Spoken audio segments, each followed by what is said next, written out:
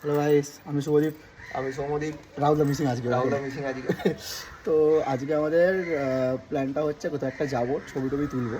তো ক্যাজরাটা হচ্ছে আমরা আগের বারে যেমন ঠিক করেছিলাম, হঠাৎ করে দুপুরবেলা আমাদের পুরী গিয়ে গেছিলো আমরা কোথায় যাবো, স্টেডিয়ামে ছবি তুলতে।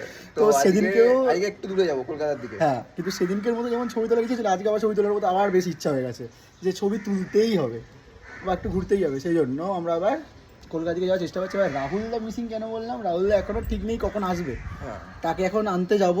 সে এখন কি কন্ডিশনে আছে সে তারপরে ঠিক করবে, সে পারমিশন দেবে, তারপরে যাব। তো কন্টিনিউ করো আমাদের মিনি ব্লগে, বাকিটা দেখা হচ্ছে আবার।